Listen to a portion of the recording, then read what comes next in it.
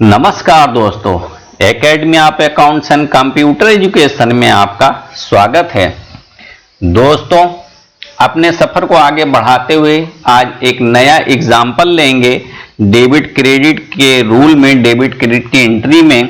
और आज एक सेल्स पर एक एग्जाम्पल लेंगे और इसको समझेंगे कि कितनी आसानी से बिना रूल को याद किए हम डेबिट क्रेडिट की एंट्री कर सकते हैं। तो शुरू करते हैं। तो सबसे पहले समझते हैं कि एकेडमी बिजनेस है, उसने एक माल बेचा जिसकी वैल्यू थी 6 लाख रुपए की। इस माल को बेचने पर हम बिना रूल्स को याद किए हुए डेबिट क्रेडिट की एंट्री कैसे करेंगे इसको समझेंगे। तो सबसे पहले रूल पर चलते हैं। रूल ये कहता है कि अगर फंड इन हो रहा है तो हम कुछ ना कुछ रीजन क्रेडिट करेंगे। तो हमें ये पता चलता है कि फंड इन का मतलब होता है कि क्रेडिट करेंगे, और ये पता चलने के बाद हमें ढूंढना होता है रीजन। रीजन ढूंढने के बाद जब हम क्रेडिट कर देते हैं तो जब डेबिट का बाकी रहता है तो हम देखते हैं ट्रांजैक्शन किस टाइप का है। इसको समझते हैं बहुत ही आसानी से। तो सबसे पहले हम समझेंगे कि चूंकि फंड इन हो रहा है, क्योंकि हम जब माल बेचेंगे तो हमारे पास फंड इन होगा।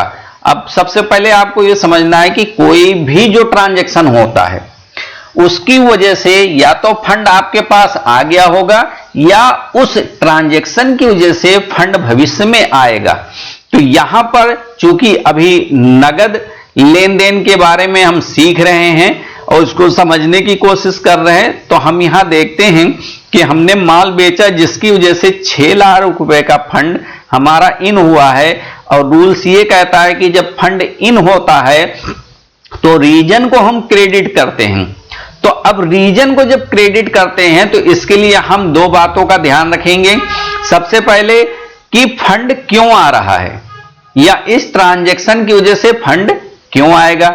अगर क्यों वाला रीजन हमें मिल जाता है तो हम नेक्स्ट स्टेप पर नहीं जाएंगे, लेकिन अगर क्यों वाला रीजन नहीं मिलता है तो हम यहां देखेंगे कि किससे, किस व्यक्ति से, किस फर्म से हमारे पास फंड आ रहा है या किस व्यक्ति या फर्म से हमारे पास फंड आएगा। तो चूंकि हमें ये पहला स्टेप मिल जाता है तो यानी यहां पर क्या निकलता है, क्यों आ रहा है। अगर हमने माल ना बेचा होता तो क्या हमारे पास फंड इन होता? जवाब है नहीं। इसलिए हम क्रेडिट में सबसे पहले क्या लिख देंगे, सेल्स अकाउंट। क्योंकि माल बेचने की वजह से फंड आ रहा है तो इसलिए रीजन बनेगा सेल्स अकाउंट, और सेल्स अकाउंट को हम क्रेडिट कर देंगे। चूंकि यहां पर अमाउंट बाय मिस्टेक 5 लाख लिखा हुआ है, 6 लाख है।